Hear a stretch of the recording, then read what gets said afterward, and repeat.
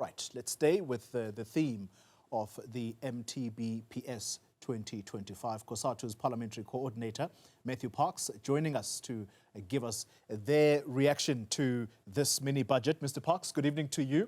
Thank you very much for your time. Catching you off guard there. Let's begin with your big story of the day coming out of this mini budget. What enthuses Cosatu today? Good afternoon. Thanks for having us. Look, there are some positive things, some things we had pushed hard for, like giving SARS additional resources to improve tax compliance so that we could fund our public services, invest in the economy. We've seen real progress, ending grey listing, which is critical to investment. We've seen progress by the workers at Eskom to end load shedding. We've seen progress at Transnet stabilizing, which is key to the industrial sectors. There's been good news around Metro Rail, which is key to transporting 10 million workers in our cities. But I think if we look at a macro level, we don't see enough in the budget to take us from the 1.8% growth to the 3% we need to reduce unemployment. We had hoped to see social grants, the SOD grant especially, being adjusted for inflation. Hasn't been done. We had hoped to see the presidential employment program being expanded significantly to give a pathway to employment for millions of people unemployed. That wasn't done.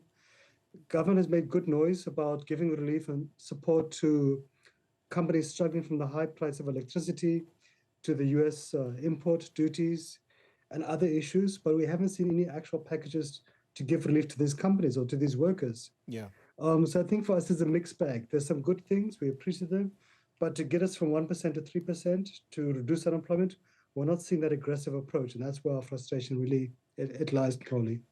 Can I latch on to the story of inflation? And you mentioned this in line with the SRD grant. There is the story of South Africa's inflation target band coming down to 3% from a previous 4.5. Some people holding the view that this is perhaps the big story of this mini budget. How do you think this is going to filter down to workers? Are they likely to feel the impact of this anytime soon? So I think first is about finding the right balance. Inflation is the enemy of workers. A clothing worker doesn't have enough money to manage inflation. And often the goods that workers buy, like food, electricity, transport, they increase at far above inflation rates. So inflation is workers' enemies. But also bearing in mind that we are concerned that if you rush towards this new target, it can have unintended consequences. Will it mean we'll not get a repo rate cut for the next 2 years? Possibly. The Reserve Bank has been far too conservative at the expense of workers, we felt, when it comes to reducing the repo rate. Since the war in Ukraine started 3 years ago, the international oil price spiked as a consequence. We had about 475 basis point hikes in the repo rate.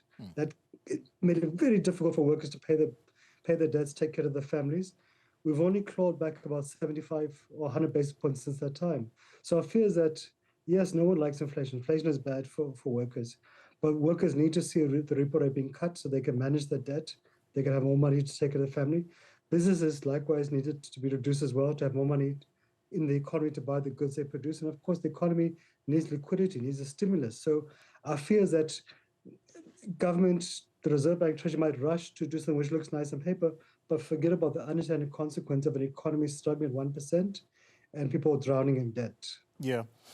Let's talk about the government debt. And it appears that government has sort of achieved what it has been struggling to for the longest time, and that is to stabilize its debt. This is possibly good news, is it not? Because for you as the Labour Federation, you organize not only in the private sector, but also in the public sector. This should spell good news for you because it means that at some point during negotiations, things are not going to be as difficult in trying to push government a little more to give to the workers. Am I wrong? So I'm appreciative that you've joined the working class. So we're going to send you a membership form for Cosatu. No, but I think you're right, Polly, on a serious. So there are positive things. We don't want to see the debt increasing at a level that South Africa can't afford, because that risks South Africa's government going to the IMF, the World Bank, which would be an absolute disaster, which none of us would want. So I think our concern has been the growth in the debt, and can you manage to pay the debt? I think that's been the issue. But I think for us, the correct approach, which we disagree with Treasury on, is that we must focus on growing the economy, because if you can create jobs, if you can create businesses, that will generate the tax revenue you require to fund the state, public services, etc., but including paying down the debt. At times we felt governors taken the other way around. They put the cart in front of the horse and said, let's pay down the debt. The economy will sort itself out. And I think for us, the approach sustainably, fix the economy, fix the state so the economy can take off, give some stimulus to the economy, help create jobs, etc. Because then you're going to see the company taxes, the VAT, the income taxes, that you require to pay down the debt. So I think for us, it's about the sustainable approach, not just the short-term market-pleasing approach, so to speak. All right. We can't conclude the conversation, Matthew Parks, without talking about corruption. And just a moment ago, I was talking to Khanki Matabane from the Black Business Council, who says that regulations around stemming corruption, particularly in the public sector, those have not been finalized yet.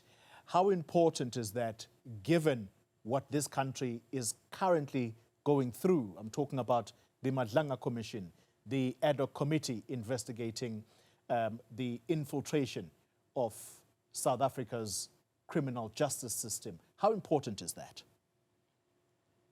No, it's fundamental, Chloe. We all know the state captured decade. We know that the corruption cancer has infiltrated every part of society, a part of the state.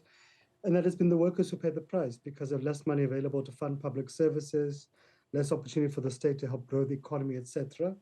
It still is a problem, but we do recognize there has been real progress, for example, at SARS and so forth, in dealing with corruption. I think for us, the 2 points where we think government needs to do something quickly, one is correct.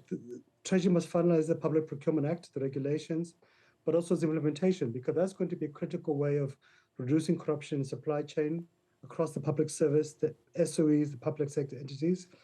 But it must also be extended to local government too, which often is a cesspool of corruption.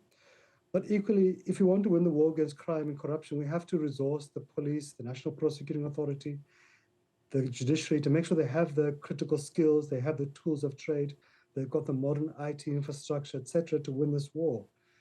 SARS has shown you, if you invest in the state, if you fill critical vacancies, bring critical skills, if you remove corrupt elements, appoint competent management, if you resource institution, it can deliver on its mandate. And in fact, it can exceed in what task you give it to, and the economy will grow as a consequence. We need to have the same approach for the police, for the NPA, the SIU, the judiciary, etc., because we're not winning the war against crime and corruption. The NPA, to be honest with you, has been an absolute disappointment. We're not seeing the prosecutions we want. We're not seeing the convictions we need. And I think for us, we need to have a frank discussion about how do we turn this corner. And only we have turned the corner at Eskom, at Transit, at Metro Rail, at SARS. Yeah. We can win this war if we give the police, the NPA, and the courts the resources, and also the strong management that they require as well. Well, interesting comments there, especially towards the end of your comments, especially around the NPA. Its head coming before Parliament yesterday, Shamila Batoy, and not everyone is impressed with her performance there. But thank you very much. Matthew Parks is Cosatu's coordinator in Parliament, talking to us about their reaction to the medium-term budget policy statement 2025. All right.